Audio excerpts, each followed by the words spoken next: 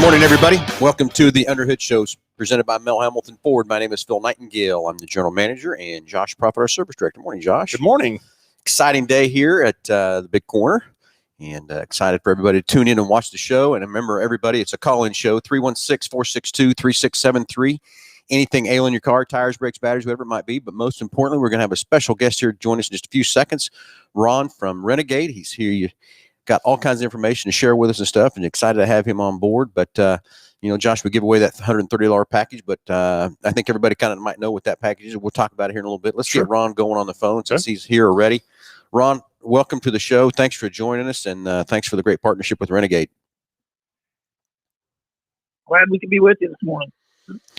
Well, anyway, Ron, we're new to Renegade, and a lot of our listeners, I'm sure, are also new to Renegade. So let's just kind of talk to me. It's more than just fuels that we have here in stock here at Mel Hambelton Ford, but I think the main thing is everybody kind of knows Renegade for your fuels. But how about just a little history of Renegade and kind of what Renegade's about and all that good stuff too? Sure, that'd be great, Phil. Yeah, Renegade, we essentially we're the third largest manufacturer of race fuels here in the U.S. Everybody knows the big two, Sunoco and BP, and but they're not as familiar with us. We were founded by Toby Baptiste, is our owner and founder, and we are a division of Valor Oil Company here in Owensboro and Bowling Green, Kentucky. Our headquarters are actually in Bowling Green, and we have blend plants in both facilities. And that's one of the unique things about us. We do manufacture all of our own fuels. It's not a repackaged product. It is designed and built by us, so our formulations are unique, and we feel like that's what separates us apart. But yeah, we are racing fuels and lubricants, and we have a car care line. And one of the unique things with Renegade is from the humble beginnings of Toby putting this company together, it's always been focused on the sportsman racer, and that's where our focus remains 30 years later here today, is focusing on the sportsman racers. Now, that doesn't mean we don't have our share of professional racers and support some professional teams, but, that takes money to do that, and somebody's got to pay for that, and that usually ends up being the racer, and that's just not who we are. So, we want to manage, keep our prices reasonable, and we figure, if the racers are out racing, they're buying fuel, and that's more profitable than sitting in the stands watching the pros run on free fuel. So that's kind of who we are in a nutshell, and be glad to talk about our product line today. Beautiful. Hey, everybody listening to it's a call-in show. If you want to talk to Ron about any questions about Renegade, any of their products, he's here to answer your questions too. So 316-462-3673, and anything that you want questions that Ron, I know Ron's got the information can help you understand what fuels to run, what cleaners to run, what oils to run, that kind of thing. So if you're listening and got a question for Ron, dial us up, and that'll come into the main line at the dealership. The girls answer the phone. They'll patch you into the show, and you can ask Ron a question. And just for answering that question, you're going to get that price package about over $130 for each and every caller from that part. So let's get the phones ringing. 316-462-3673, and jump on Facebook Live or jump over YouTube and subscribe for us. We'd greatly appreciate that. And Brett Hudson, my 2017 Explorer, just hit the milestone of 100,000 miles. Must be maintaining it right? Anyway, so Josh, you got any questions for Ron since you're kind of really new to Renegade? And definitely very new to Renegade. So how long have you guys been in business, Ron? We've been in business just right at 30 years now. So based out of Bowling Green. Like I said, our founder's been in the business a little bit longer than that. He was with one of the other major fuel companies, and then took this thing out on his own just because felt like there was a need to make some fuels a little bit different, a little bit better. Yeah, and so surely somebody at Renegade who started this deal, got the ball rolling, was a racer, obviously. Yeah, that's like our founder, Toby Baptiste, got started with his dad at a real young age, and that's actually what kind of got him into it. They had some challenges with race fuel, and the people that were supplying it didn't want to stand behind some product that wasn't performing right, and they just decided that, hey, we can fix this. We're going to do our own thing. Absolutely. So what is the most popular product that you guys have? Well, we're popular in two different formats. One is on our automotive side with our Pro Series fuels. That's our non-oxygenated line. Everything from the 110 plus all the way up to our 120 nitrous blend. All of those fuels are extremely popular, in the bracket world, as well as the NHRA world. Edmund Richardson, Luke Bogacki, all the big names run the Renegade product. top dragster Lynn Ellison, world champion. On the NHRA side, Jeremy Mason, super gas world champion. On Renegade side, all on our Pro Series fuel. Then we jumped to our power sports side. We started in the power sports in 2010. It was a new entry for us. In the first year of the development of our fuels, we won all 3 AMA Outdoor World Championships. So with the teams, Geico, Honda, Yoshimura, Rockstar Energy, all of those teams have been with us on and off over the years. So, Ron, you had brought up a point there on oxygenated fuel. So, yeah, I was going right the same place. So, explain to our listeners the difference between oxygenated fuel and unoxygenated fuel. Guy can't spit it out. I don't know why. I have days I struggle with that myself. Yeah. So, let's be glad to. The oxygenated fuels, what they do, they have additional chemicals in them that bring extra oxygen molecules into the fuel itself. So the engine needs air to burn the fuel, to combust the fuel. It's all about burning fuel. That's how we make power. The secret's really not in the fuel as much. It is the efficiency of the fuel. So by putting extra oxygen in the fuel, we can add more fuel to the engine because the oxygen's already there to combust it. So the more fuel you burn, the more hot expanding gas you make to push the piston down, the more power output. One of the things that a lot of people miss with oxygenated fuels is everybody's looking for peak horsepower, and I'm as guilty as everybody. We want to see those big numbers on the dyno. But what you really need to look for with oxygen fuel certainly is that top end gain, but it makes a big difference in the mid range, and a lot of people miss that. Really moves the torque curve up, really helps accelerate that engine between from gear to gear, and that can make a big difference in your racing program, even though you may not see huge numbers on top. So definitely, if you've never tried oxygenated fuels, it's definitely, if your series allows it, it's worth trying it sometime. Well, let's go another thing with a lot of the guys out there with fuel and stuff. What about with guys that still got the catalytic converters on their cars? What do you got? What happens there? Yeah, with catalytic converters, oxygenated fuels will still work. We just can't run a leaded fuel. So, and that's a great topic there, Phil, because we have a lot of racers. Today the street outlaw scene, as you know, is crazy. These people are making 2,000 or 3,000 horsepower. They've got to have a fuel, and unfortunately, yet still today, it takes a leaded fuel to get that octane up high enough to support that level of cylinder pressure, unless we're just running on straight methanol. So the oxygen sensors, unlike what you read on the internet, if you talk to the real tuners out there, everybody, you can run the leaded fuel. It's not the oxygen sensor it's the problem. It is the catalytic converter. They do not like the lead. It will render them non-reactive and fairly quickly. So yeah, catalytic converter applications, we got to stay in an unleaded product line. But we do have some oxygenated options for them, the Ratman 109, Ratman 98. So all's not lost. We've got the unleaded crowd covered as well. Anyway, 316-462-3673. We're talking to Ron Finney from Renegade, the tech guy that knows all the tech stuff and everything. If you're out there listening, got some questions about Renegade, they've got a lot of line of fuels, a lot of line of oils and cleaners and stuff like that. Any question, you get the $130 price package for each and every caller calling in the show. Call in here, win the package, but get your information you need from Ron and help dial in your car a little bit better, make it run a little faster or whatever it might be from that part. To help there. So 316-462-3673. Let's get the phones ringing and get the questions going here for Ron. So, when you get into the other aspect, and we're kind of jumping around here a little bit too, Ron, you also got a motorcycle line too. We're just now getting into Hoosier's got the new motorcycle tire. We're now getting involved really heavily with the local motocross track out here, bar to bar. And there's a lot of questions on motorcycle fuels too. Yeah, that's our power sports line, and like I said, we've had great success with that. We really feel like we're an industry leader in that, and have some of the championships behind it. Chase Sexton just won the AMA East Supercross Championship last year on our products, so we're really strong in that line. And we have products from our MX4, which is designed to be kind of a pour and play. They're all oxygenated. That's going to give you the torque, give you throttle response. Really makes a big difference in those smaller engines, the single cylinder engines. And from the MX4, which is a kind of a pour and play design for somebody to be able to go from a pump gas or maybe a 110 to an oxygenated product without having to do a lot of retuning or rejetting. And then we move up into our SX line, SX4, SX2, and SX4 Plus. Those will require some tuning or rejetting. We've got to make sure the map can cover the additional amount of fuel delivery they're going to need, because the oxygen is going to lean the mixture, but they will make absolutely crazy power for the riders. And that's on just the motorcycle line, correct? On the extra. Yeah, that's in our, Yeah. we call it our power sports line, but yeah, for the motorcycles. And a lot of that, we've got a lot of the four-stroke, four-cylinder guys, the Kawasaki's and so forth that are out there on the drag strips running our power sports line as well.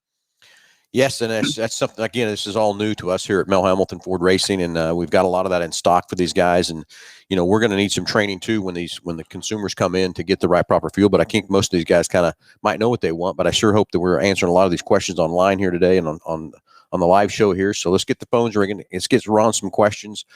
Might be anything from your motorcycle to your dirt car to your drag car, whatever it might be. And Ron, we've got Nick Roberts in our parts department. He's heavily involved in the drag racing, and I know he runs your fuels from that part and has had some great success with it and some great improved in powers over the other fuels out there.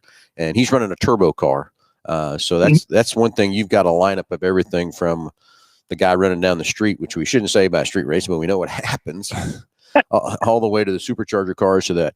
And I wish I'd known more about this fuel that Nick has that he runs, but he's put it on the dyno and got more torque numbers out of it, more horsepower numbers out of it just by running your fuels.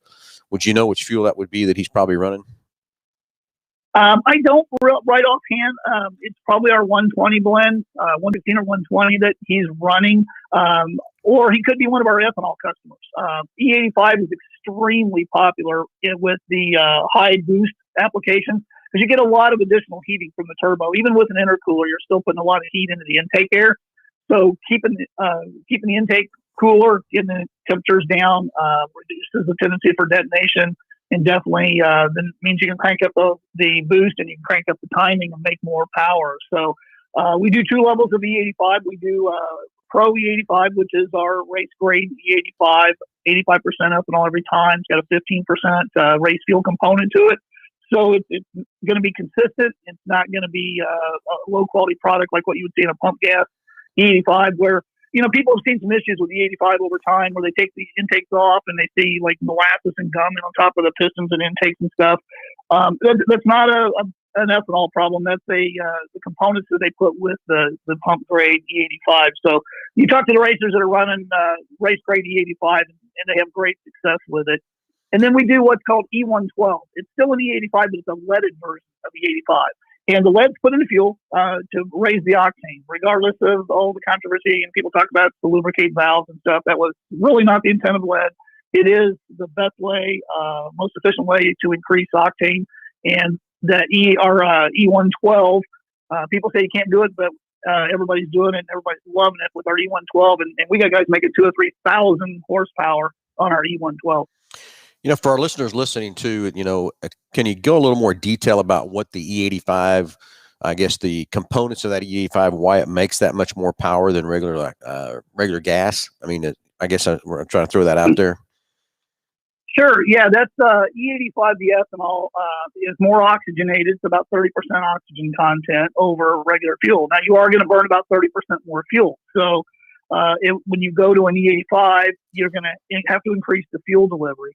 And if we go back to what we were talking about right at the beginning of the show, the secret to making power is how much fuel can you burn in a given period of time. So even though ethanol burns cooler, as does methanol, you can consume more of it. So the overall amount of heat energy, even though gallon for gallon is less than gas, you're burning a higher percentage of it in a given period of time. So the more fuel you can combust, the more hot expanding gas you make, the more pressure you're pushing that piston down with, which equates into torque and horsepower. So the E85 is just basically, is it more octane? It's E85 because of the cooling effect. If we're looking at E85, it's got an octane value of around 100. So you see a lot of numbers out there, but it's really around 100.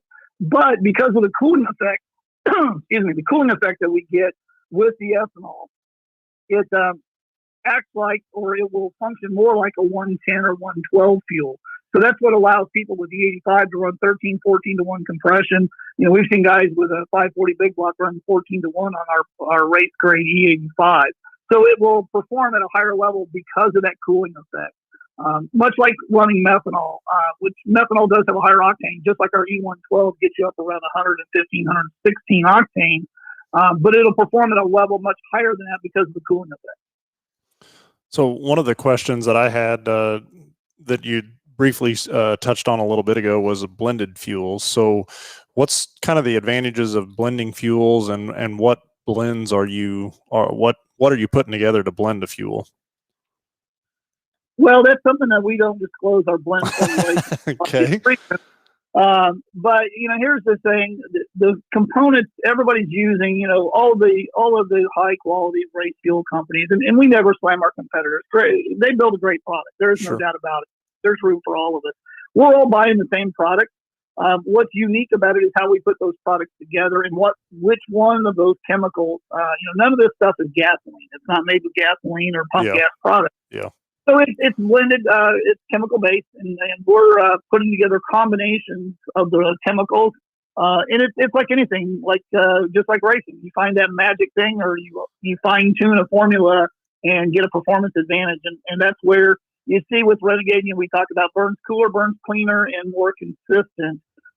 When you get the right product, it's all about combustion, and that's one of the things we feel that we've got a great handle on.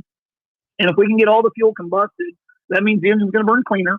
If we get all the fuel combusted, we're going to make more power because we're using all of the fuel. And when you get into things like the latent heat of vaporization, just like we were talking about with the alcohol, when you change a liquid to a vapor, you got to add heat to do that. 960 BTUs per gallon if we're talking about water.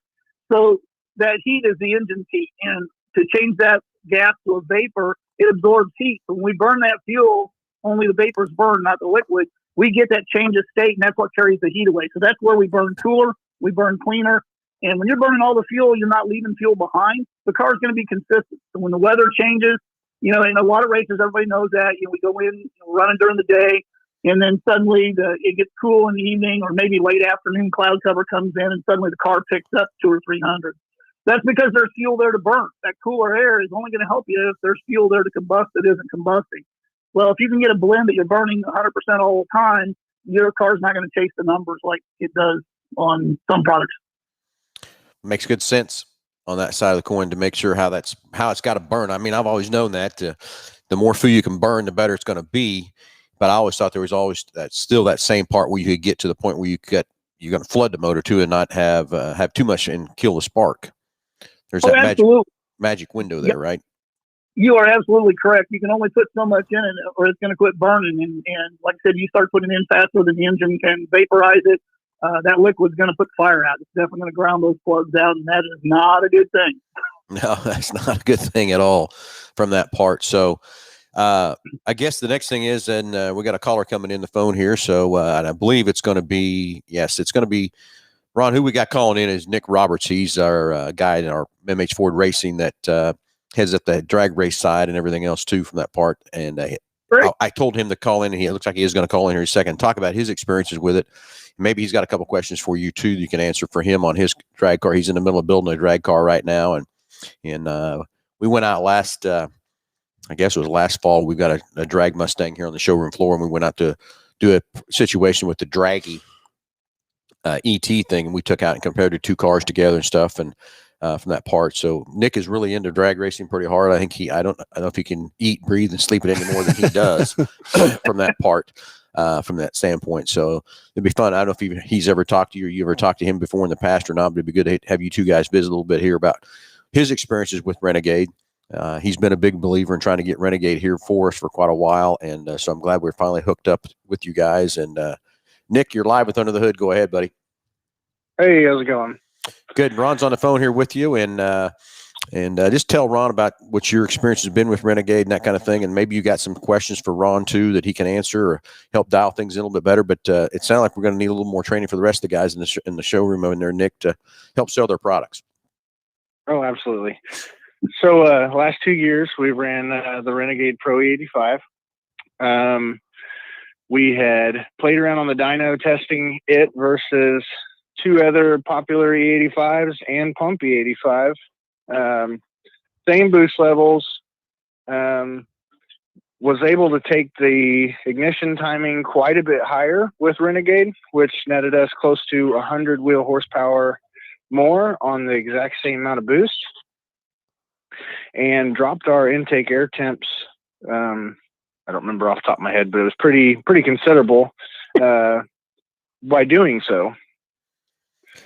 That's so awesome. gave us a much more power, much more reliability. Cleaned the fuel table up a ton. Seemed to really make power. I wish we would have got to try the E112 more. We right at the end of the last season, we played with it a little bit. Kind of stayed away from it. Seemed like a lot of the guys that were leaning us that direction was saying it took massive amounts of compression or massive amounts of boost to ignite it. But we didn't really see it that way. We've seen a pretty considerable pickup in power. Same thing, was able to throw a little more timing at it safely. Yeah, that's a great comment, Nick, on the E112. It goes back to the misconception everybody has around Octane, and they really don't understand what Octane is. And that's why we do the fuel seminars around the country and willing to help racers understand that. But we've actually got crate racers down in the South, the crowd that they just feel like a leaded fuel. They grew up with leaded fuel. They won't run anything but a leaded fuel. So they're running E112 and 9-to-1 normally aspirated engine. So, yeah, it absolutely will burn. Certainly, it's got the Octane. It's designed for the higher compression, higher cylinder pressures. That's where its sweet spot is. But, yeah, that window, just for everybody's understanding, is way wider than some of those things that are out there on the internet. Yeah, it was definitely a very positive experience. Like I said, we tried it versus a few other brands of E85 and was able to pick up from all of them with it. And that's why, like I said, since the day we started running it and testing it, I wanted it here with us and wanted us to be able to give our customers another good fuel source that's for the guys that are just E85 racers too, Yeah, and we are so excited to have you guys on board because you guys are racers. You understand the race world. You can help the racers out, and that's what Renegade's all about. That's why we do what we do, and we do the seminars, we do the things, and try to get out to help educate the racers, because the more the racers understand, the more successful they're going to be, and successful racers buy a whole lot more fuel than unsuccessful racers. Oh, yeah. Yeah, you're exactly correct on that, Ron. It's and again, Nick, going back to your situation, you switched to that fuel, but everybody needs to realize too, you still got to tune these motors to that fuel and tune the things that you did.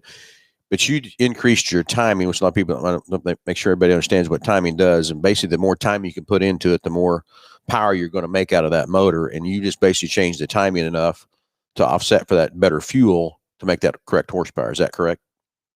Correct. And on turbo motors, 1 or 2 degrees of timing under, that test, we were at like 26 pounds of boost, and we took that motor up well above 40 later in the year.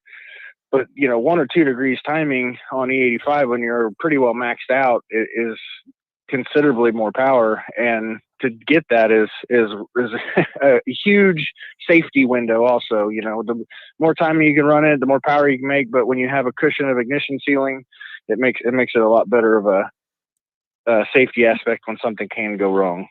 Nick, to go in a little bit when you talk about pounds of boost, I understand that, but a lot of our listeners might not understand what the 26 pounds of boost and timing is from that part. And then, Ron, if you can kind of touch with, as you get so much boost, is there different fuels you got to change or do differently or not as you increase that boost? Yeah, it comes down to cylinder. Oh, go ahead, Nick. No, go for it.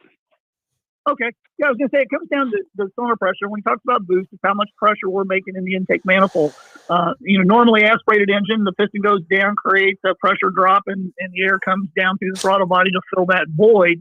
And you can get X amount of air in. But when we can use a external pump, whether it's a supercharger or a turbocharger, we can force the air in. So that means we pack the cylinder full of more air, meaning we can burn a lot more fuel. So that's where the power comes from. And like I said, guys like Nick are out there making 26, 30, 40 pounds of boost. When you put that much cylinder pressure in there, you need a fuel that is stable. You need a fuel that has enough octane to be able to resist detonation. Because I think, Nick, you alluded to that a minute ago, that 1 or 2 degrees is a big difference. But you got to creep up on it easy at those levels, because things can go horribly wrong if the octane protection's not there. Detonation will take that engine apart fairly quickly. Yeah, detonation on upper boost range is a good way to send the rod south for the winter. Just a little south, right? Yeah, that's where I was. So, yeah, where I was kind of going with this is you take an average guy out there right now and wants to change his fuel and stuff. It's not just pour some stuff in and go. You need to plan and have a good plan of attack of which fuel to put in, what your car is going to do. Back in my day racing with starting out with the old small block 350s, carbureted and headers, go through a cam in it and do different things and you still keep pump gas on it, jack with the timing, and all that kind of stuff. You got to know what you can put on and know what you got to do, and you got to have a real good plan of attack. So I don't know if there's anything say we got a guy just bought a new GT Mustang, and of course it's kind of like we're going to get ready to do here, right, Nick? Build this one we got. What's some good advice, Ron or Nick, that you could give a guy that just bought a GT Mustang or a new Camaro or whatever that wants to get a little more performance out of it? What's kind of where should he start with some fuels and all that kind of stuff? Well, yeah, I mean, the first thing is working with somebody that has the knowledge base to put the combinations together like you folks do. And then on the octane, we've got to get the right octane level. And let's just kind of cover that for a second here. Octane, basically, the only purpose of octane is to prevent detonation. So you only need as much as you need. Anything above that, you're really just wasting money. And if you get too high above it, the fuel's designed for higher cylinder pressures and heat, like we alluded to earlier on the 85s. And if you're not making that, you may not combust all the fuel. So it's not going to hurt your engine. You're just not going to make optimum power by having too much octane in it. So that's the key, is looking at the combination. And one of the challenges, particularly today, the good thing for the racers, we've got a lot of high-end technology that's right on the shelf today that wasn't available 10, 15 years ago with all the CNC technology and everything and 3D modeling we can do today. We can build 1,000 horsepower a lot easier than the old days. But what that means is people that may not have the experience are getting some pretty high-end pieces. So that's why it's important to understand the combination you have. So you may take two 5-liter engines, and they may need two different fuels, even though they seem to be about the same level, because of the cylinder design, piston design, and things of that nature changes the combustion process. So that's why we ask you questions when you check in with this recommendation. Usually compression's one thing, but we need to know, hey, what cylinder head are you running, and is it injected, is it carbureted? Just a few questions that help us make sure we get you into the right product. So Nick, go ahead, Nick. Sorry for the little bit of delays between our deals, but that's okay. Go ahead, Nick. We get that comment a lot too, and people will come into the store and they want to jump straight to like an E98 or methanol on a lower horsepower, lower compression engine. And the hardest thing for some people to understand, with the higher the alcohol content, typically can make it a harder to ignite fuel. And like when you said with the higher octane race gas can get the same way. You can get to a point where too much is too much, and you're going to lose power from that. This is a test many years ago that BG Products did with me when I started. Like I said, we said on the show many times, I started using BG Products back in 1985, cleaning injectors when the tune port injected cars come out and all that kind of stuff. But BG would come in with a white saucer dish, and they'd take some 87 octane and put it on the dish, and then they'd take some, back then it was 9 premium, and you'd ignite it on that white tray. And of course, the white tray on the 87 left just a little bit of residue still there, and plate over on the 93 was black.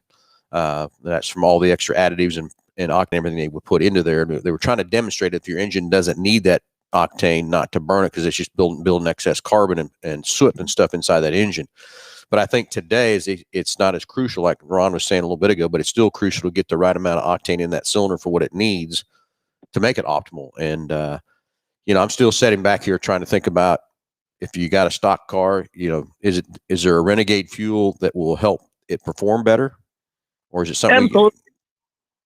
Yeah, we've got products for the guys that have a stock car that, when we talk about stock cars today, they make a crazy amount of power compared to the older days. So products like our HR93, it's a 93 ethanol free product, but it's not a pump gas product. So it is a premium product designed for the performance applications that only need about a 93 octane. And then we do the same thing. We move to our 97, and then for the supercharged Mustangs and the guys really getting after it, like the 102, and all three of those are unleaded products. No issues with catalytic converters, oxygen sensors, or any of those issues. Yeah. Nick, I don't know if you know that we have a tech down at the Quick Lane, and he's got I believe it's an 18 F-150. Yeah. It's an 18 F-150 2.7 liter 4-wheel drive that he has put a tune in and races out there at KID. And here, I don't know, a couple months ago, I happened to walk in the shop there and noticed she had the transmission laying on the ground. So probably a little bit too much boost there, whatever. But in that stock 2.7, I think all he's done is put a tune in that truck. Is all he's done, and he launches it in 4-wheel drive and then disengages it, gets halfway down the track or whatever from going there. And I don't know, Josh, if you remember how fast he's running, but he's going pretty well with that truck. Yeah, moving right along. But I don't know what he's doing for fuel. I think I seen it run last year, and it went like 1270s or something. It was pretty impressive for just a tune and bolt-on stuff for sure. And a 2.7 at that. I mean, years ago, it would have took a V8 to achieve that, you know. Well, that's what I'm saying. I wonder what fuel he's running. And so let's go to that extreme a minute for either one, Ron or whatever. Stock it's a 2018 F-150 2.7 liter V6 turbo truck. And he's put a tune in it. What would be is that enough information to give you enough to tell you what fuel he should be burning in that truck? Yeah, that gets us pretty close because we know with the tune, he's turning up the boost on the turbos. So he's going to need to be, conservatively with our 97, but definitely that sounds like that truck was a 12-second truck, our HR 102 unleaded fuel to support that level. And we see that with a lot of the guys with the supercharged Mustangs, the Hellcats, and all the other products that are out there. We see that the 102 and even the European cars, that the 102 works really good in those products. Gotcha. So, Nick, we're going to need to get with him and see what he's doing there and what he's burning. So now I'm going to go another gear, and I'm going to lean to my personal side of this just for a moment. Josh has got a big old grin on his face already. Ron, I got a 2020 GT500. Don't drive it much. Why? Because to me it's an investment. It's a nice car, and I don't want to tear it up. And by the only time I got to go drive, it's on a Sunday. But when I do go, I hate to tell you what happens to that car. It does get, I'm not a baby in that car, but so I don't want to tear it up, and I don't want to slide around and hit a curb because the wheels are very expensive on that car. From that part, I'd make myself cringe if I had to buy one of those wheels. But what should I be putting in that stock GT500? What should be going in that car? Well, one of the things that we usually start, we ask the customers, what is the factory recommendation on that? So most of those cars are tuned for 93 to 95 fuel. So I would say with that vehicle, you're going to be in the P97 was probably a good product for that. Or again, with the performance capability of that car, the 102, the HR 102 would work good as well. Nick, you making some example, writing that down because I didn't from that part. Yeah. From that standpoint, again, Ron, I just get it out on the weekends, and I think of course, the gas goes pretty fast in that thing. I don't know why. There's a hole in the tank. Is that what it is? It's got a hole in the tank. Comes out through the bottom of the throttle. Yeah, and that's one of the great things about those fuels too. So is they've got a great storage life. So again, pump gas that we buy at the gas stations, it's got about a 90-day shelf life. These products have got up to 2-year shelf life. So with the 97s and the 102s, that's the other thing. And even the 93s are great for the classic cars or the collector cars or just the weekend performance cars because you don't have to worry about fuel degradation sitting there for 2 or 3 weeks till you get them out again. And then when you get them out again, they're ready to roll. Yeah, because that's what I am doing. I am putting a BG product CF5 in that car each time I fill it up with tank because I might burn a quarter tank on that Sunday, might burn a half a tank, who knows, from that part, and that's what I've been putting in there to store it. And I said I put it away in October. I haven't even begun to get it out yet from that standpoint. So you are right. That fuel is probably the additive I put in there. BG says it's good up for 9 months. So I know I'm pretty good there too. But do I need to really run that thing all the way down pretty low before I start adding your fuel? No, our fuels will blend with any of the pump gases or whatever. There's compatibility there. Shouldn't be any issues on there. But obviously, the more of our product in, the less of pump grade product in there, the more robust it's going to be in storage life. But no, it'll be just fine. Gotcha. Okay, let's go another step to the dirt track because that's where my, Nick's over there in the drag side. I'm over in the dirt side, and we've been running your competitors' products for quite a while. But is there a way that these fuels can be compared, tested, or anything else like that to compare one another so the consumer can say, yeah, this fuel's here, this fuel's there? Has anybody ever done that? I mean, we do it a lot with oils, but I didn't know if that was kind of something we did with fuels. No, yeah, that's a great question. And yeah, it happens all the time. We've got engine builders all over the country, Ken Lamb, some of the bigger guys out there that are dynoing their products. And that's why they're running our products. They're seeing better torque, better horsepower, better combustion. When you look at brake horsepower, brake specific fuel consumption, that's big time. And when you're out there running a lot of laps, if you can cut down the pit stops, we see that a lot with the enduro racing. If they can squeeze better, the more efficient the fuel is, the more efficient the engine is, the less fuel it needs to consume to make that level of power. That's what brake specific fuel consumption is about. And if we can improve those numbers, then that could be, they can eliminate a pit stop in a long race. So yeah, there's a lot of comparative data, and that's coming back to where the circle track guys really like our products is the fact that they do tend to run cooler than the competitors. Again, going back to we burn cleaner and more consistently because we consume all the fuel. So a lot of our guys, we tell them, when you switch products, if you're moving from our competitors to ours, you'll notice the plugs will get a little bit lighter gray, and the exhaust will get a little bit lighter gray. That doesn't mean you're lean. That means your combustion's improving most of the time. Now, you want to keep an eye on it. If a racer's got a really lean tune and then moves in, it might go slightly lean. But here's the thing. You mentioned earlier when we talked about combustion, one of the things I talk about in our seminars is if you see a house that's, half burnt, caught fire and half burnt, what color is the wood on the house that you see? Oh, well, it's got black, and then you got some of that gray too. So, yeah. Yeah, absolutely. It's charred black because it's incomplete combustion. That wood didn't totally burn. It's half burnt. It's charred black. So now let's move to the campfire the next morning. Had a great night at the campground. Next morning, get up, campfire's totally gone. What color is that ash? Got white ash. There you go. That's complete combustion. It's all gone. Everything's gone. It's going to be white, light gray. So that's what we tell our racers. That's how we get them to help them to understand. That's what you should be seeing. When you see that dark black, and I think, Phil, you mentioned it earlier, talking about seeing that black soot in the engine or in that plate, that's what you don't want to have happen. Makes sense. All right, 316-462-3673. Hey, let's get the phones ringing. We got Ron Finney from Renegade online here, tech support. Anything you want to talk about Renegade, you get this great price package about over $130. We got Nick Roberts still hanging on the line, too, for MH Ford Racing. We got a question for Nick about anything on the drag side at MH Ford Racing. Love to talk to you there, too. Only show I know you get paid to call in on, so let's get the phones ringing. 316-462-3673. The girls will answer at the phone at the front desk and get you patched in here real quick. And it looks like we got a question here from Landon. Let's see what Landon got ahead. Regarding oil dilution, what is the best way to determine it is time to change the oil as the oil doesn't have much time on it? Due to fuel consumption, as it becomes noticeably diluted visually and by the smell, is there a proper way to test this? Yeah, actually, that's a great question. There are a lot of labs around the country, and certainly any of our oil distributors can do it for you. It's a small test kit. You put the sample in, send it off to the lab, and you can get an analysis of that. And so anybody that's racing, it's great to do that one time to at least get a baseline of the engine and where it's at, what is normal, so that you can start to kind of compare it. But if you're seeing that fuel wash down, you're getting that. The engine's either the rings are getting tired, we're not getting a seal, or you've got an engine that's running way too rich. You're putting too much fuel to the motor. It's getting pushed past the rings, diluting the oil down quickly. And as you start to thin that oil, it's hard on bearings and hard on the lubricity of the engine. And well, you know how that ends. Not good. That's how that ends. Yeah, not good. Not good. So what was that? So yeah, that's head south for the winter. Yeah, absolutely. I think Nick mentioned earlier, the rod's coming out, and the bad thing of the rods is it's not bad. Well, it's not good that they come out, but they tend to take the crank, the pan, and the block with them. That's the bad part. Oh yeah, been down that road a few times or two. Trust me. Yeah. So, like I said, if you haven't set a few rods south, you haven't got your tip pushed quite as hard as you need to push for, right?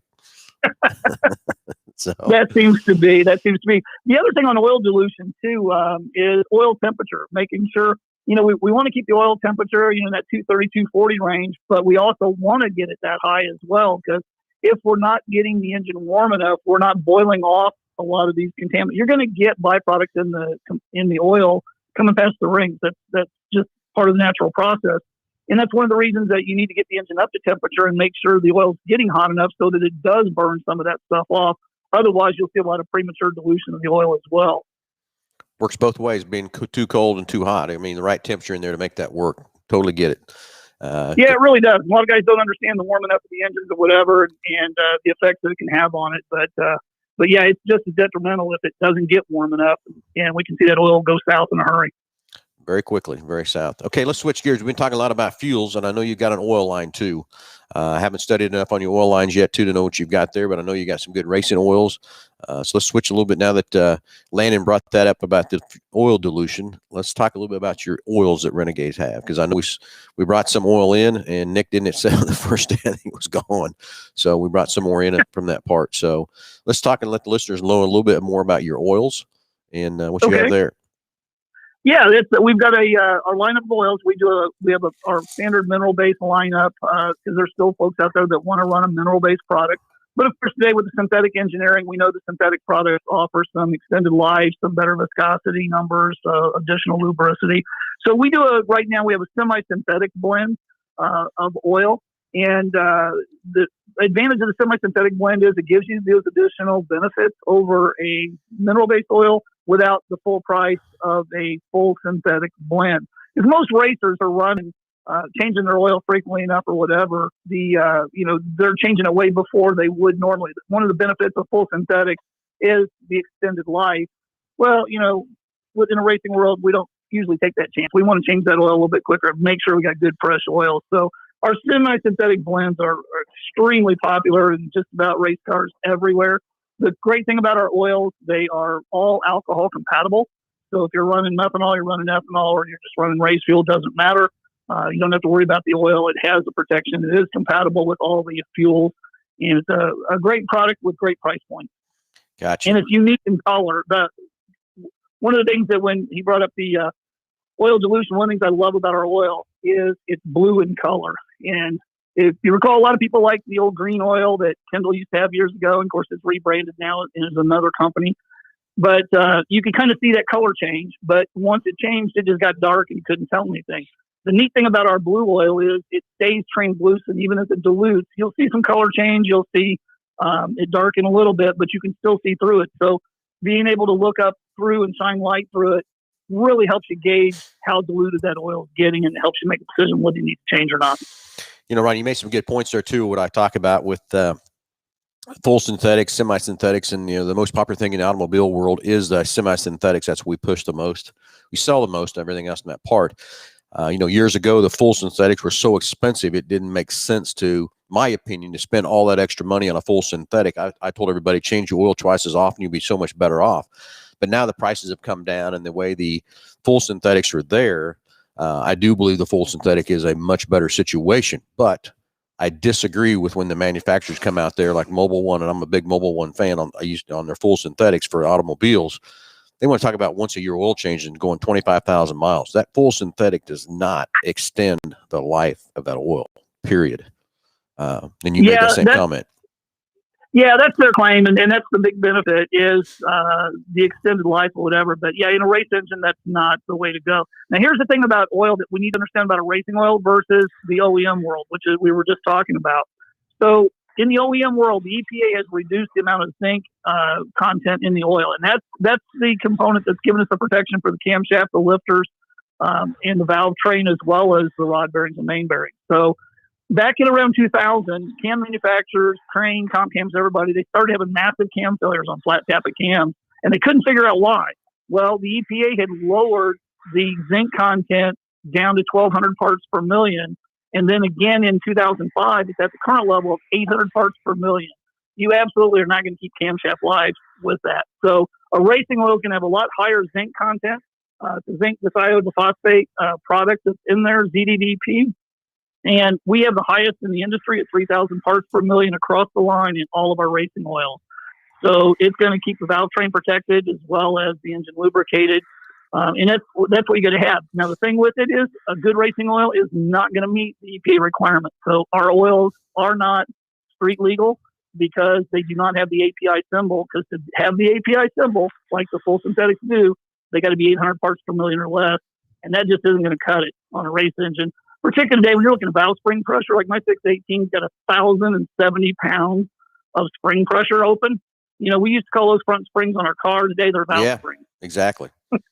And too, Ron, the flat tappet in the dirt world, in the IMCA world and stuff, they have to run a flat tappet. So if one of these listeners are listening about the IMCA motors, and I know we got a caller here, but right in the middle of it, is that flat tappet. I learned the hard way on that situation too already. But so there, IMCA guys with your crate engines out there, this is an oil you need to be looking at to help protect those flat tappets. So, hey, let's go to the phones. Yeah, let's go to the phones and talk to Jordan. Jordan, you're live with Under the Hood. Go ahead.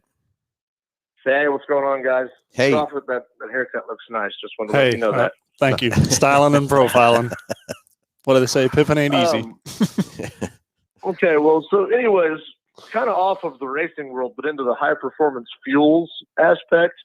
I run a landscaping company, and for the last several years, the hottest trend has been the manufactured fuels, the 40-to-1 and 50-to-1 premix.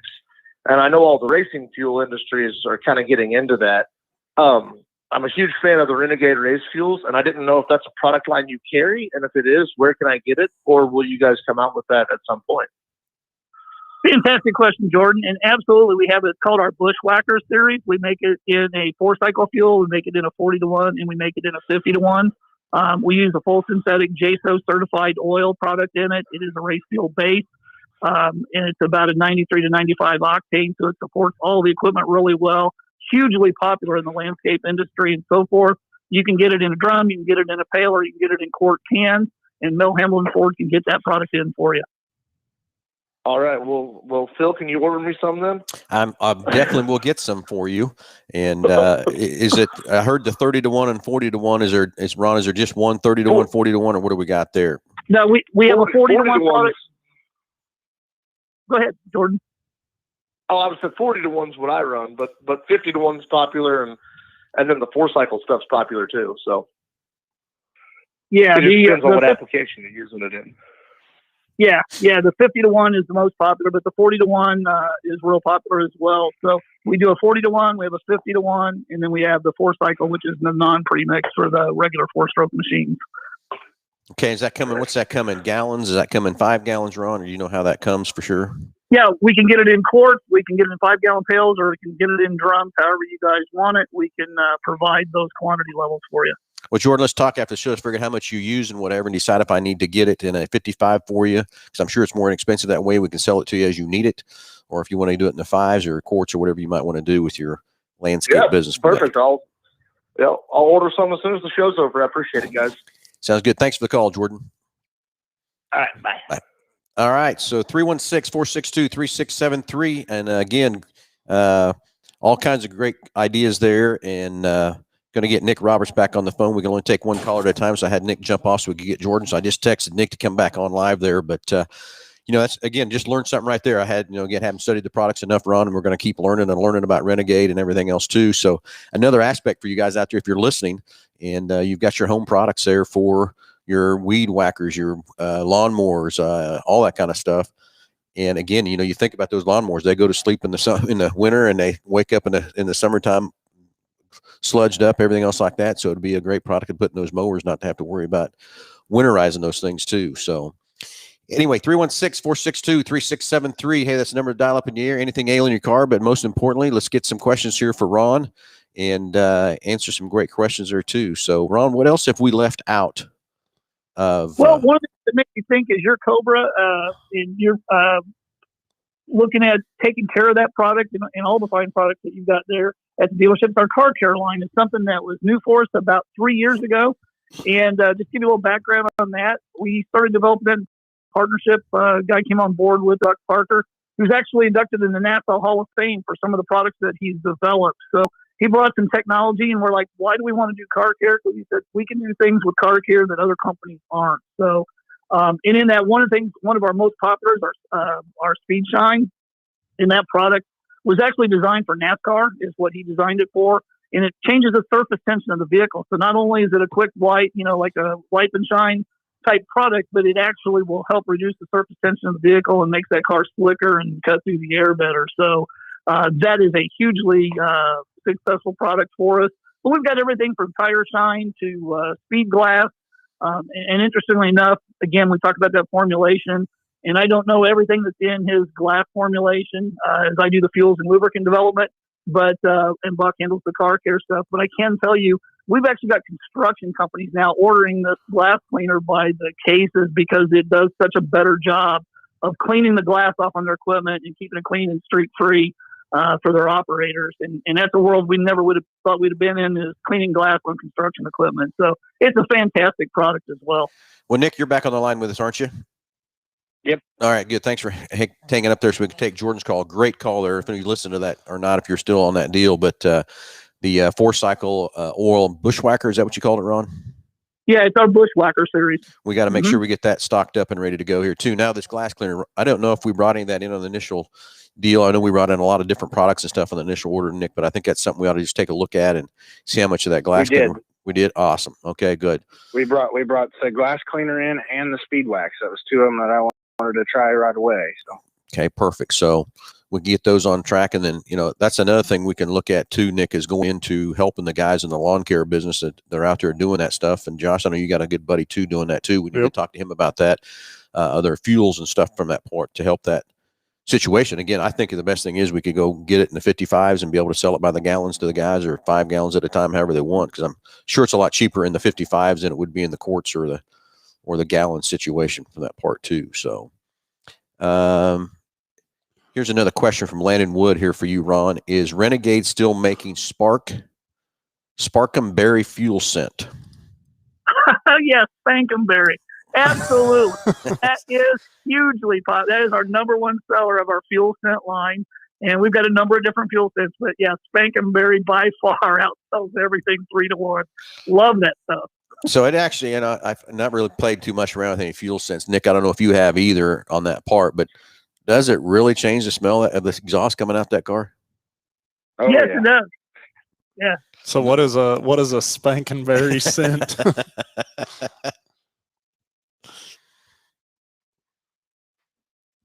Not getting Yeah, well, what is a Spankin Berry scent? What does that smell like? It's kind of it's a kind of a multi-berry flavor. It's kind of hard to describe. It's not really cherry. It's not really grape. It's not really strawberry. It's kind of a mix of everything. It's kind of a unique. I think that's why it's so popular. It's just kind of a unique smell. It's hard to describe. But I've never met anybody yet that doesn't love it. Well, Nick, have you experimented with any kind of fuel scents ever? I've never have done that. Yeah, we carry some other brands in, and I use it I had it in my Harley, and we put it in our Razors when we go play in the desert. And then I've was for a while there mixing it with my Hall to know we were testing brand versus brand, so you could pick it up and remember which one was which. But yeah, it definitely adds a lot of smell to it. And I know, like on the methanol cars, that smell gets to a lot of people really nauseating, and the fuel smell kind of helps that with a lot of people, so it's definitely pretty popular. Yeah, Landon here says take the grape and it makes it 50 times better, and then he says very distinct, nothing else smells like it.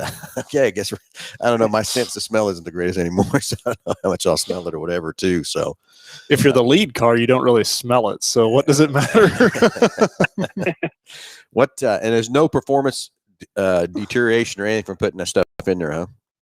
No, the products are totally miscible in only the fuels and alcohol or gasoline, and yeah, it doesn't take a lot of it. They're a small bottle, and it goes to a lot of different gallons, so it really has no impact at all on performance. And then converter safe, or yeah, it is catalytic converter safe. Yeah, good. Well, Josh, you gonna put some of that in your Corvette? I think you're okay. Let's go to Josh's situation. He's got, what year is your car again? 16 Z06, right? Yeah. Yep. So what fuel should Josh be running in his stock Z06? The P97, same thing as yours, are the 102. So, like I said, if he's going to crank that thing up and run it hard, I'd probably go ahead and run the 102 in it. That way, it will definitely not be pulling timing or anything else on him when he's flat out. So 102 is your optimal premium fuel you think I should be putting in both these cars? Yeah, for those cars that have that power level or power potential, whatever, I like the 102 in it, because then you've got plenty. You're out in the Midwest, you got a lot of heat in there. You get in the dog days of summers, you're flogging the thing hard. You got plenty of octane protection, but it's not so much that in the cooler weather you'd have issues with combustion. So it's a great, robust product that I really like in those cars. Beautiful. You know, the other thing you're probably going to want to just go ahead and pulley swap and put that car on E85, because you don't want the MH Ford Mustang to be that much faster than the GT500. So it might need a pulley swap and some Pro E85 by the end of the year. Yeah, I hear you, but probably most likely not going to happen. I don't know. See how I get along with that car and go from here to there. But like I said, I don't have much time to play with it either. But it's a fun car to drive. It's the most funnest car of everything I've ever drove. Not trying to brag on the car that I own, but I tell you, it's the funnest thing I've ever drove, from all the Ferraris, the Jags, and everything else from that thing. It is just something unique, and a lot of it is that transmission. I mean, that transmission is unbelievable, what that thing can do and how quick it can shift and stuff too, by far. So, but anyway, hey, Ron, we are running just about out of time. I don't know where this hour goes. Josh and I talk about it many times. We ought to turn this show into a 2-hour show, but just a couple minutes left on the show. Is there anything we've left out about Renegade? Just excited to bring on your products, bring them into MH Ford Racing, and give our racers a, the best way I describe this, Ron, is, we're the Hoosier tire distributor for Kansas, Colorado, Nebraska. So, naturally I want to push Hoosier tires. But we have MH Ford Racing that sells everything for every racer. So we sell the American racers in there. We sell the Mickey Thompson in there too. But again, want to sell the Hoosiers as much as possible. But again, Renegade just fills another gap that we were looking for about a year ago with our VP in Sunoco, and just excited for this partnership with Renegade and what we can do to help sell more product. But most importantly, give the racer a better experience at the racetrack and give them what they need from that part. And so is there anything at all that we left out that any of the racers might be listening out there or whatever, or listen to this podcast later, can pick up on anything that we left out? Well, just one thing, as we talked about, we feel we have some competitive advantages in a product line, and most companies do. But one of the things is, as I mentioned earlier, we're there for the sportsman racer. We're there to support the racer as well as the dealer distributor. So anytime any of your racers, anybody out there, whether you're a racer, high performance enthusiast, whatever, anytime, give us a call on the tech line. You'll always get us. We stay busy. We answer a lot of questions. We do a lot of education. We do a lot of things to help the racers. That's what I do, and happy to talk to anybody and answer questions, help make recommendations, or just help them understand things a little bit better. We're happy to do that anytime. Give us a call. If we happen to be tied up on the line, leave a message. We'll always call you back. And I had to laugh. We do some seminars out your way, and one of the guys stood up and says, "Hey, man, when you say he can call you anytime, he will call you anytime. He's called me at 11 o'clock before." And that's true. If you need a call back, I'm going to call you back. If I'm busy right now, I won't be after a while. I will get the call back. Yeah, that's exactly right. Customer service is key from that part. So again, Ron, just very excited for what we're going to do with Renegade this year.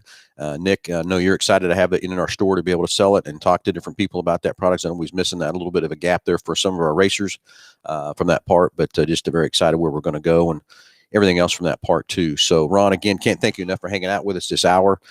We've also talked about a little bit, maybe when you are closer to us, to be live sitting here in the studio with us, or maybe we can come to you where you're at or whatever. We take this show mobile, been all over the country with this show, different things that we can do too. So maybe if you're close, we can meet you somewhere and have the show there live and be live here on the show with us. We can have a lot of fun with that part of the two. And then if we get going down the road, we think we need to have some of these, a tech seminar here to store or whatever.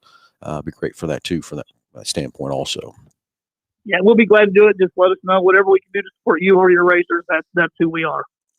Okay. Well, anyway, Ron, thanks for talking to us. Thanks for hanging out with us for this hour. Nick, thanks for chiming in there a couple times with us and everything else. And everybody, thanks for watching. Thanks for listening. Everybody have a great Saturday. But let's go through and thank our sponsors real quick of who helps us keep this show live and going. Of course, it's Big Corner Creative for all your advertising needs. Hey, if you need anything for a web page design, vehicle wraps, window wraps, race car wraps, anything to advertise your business or anything to make your vehicle look better. I was down at Big Corner just yesterday, and there's a gentleman in there at the GMC Silverado pickup getting it ready to get wrapped up and stuff. Our ice cream truck's getting ready to go back online that just got wrapped down at Big Corner Creative.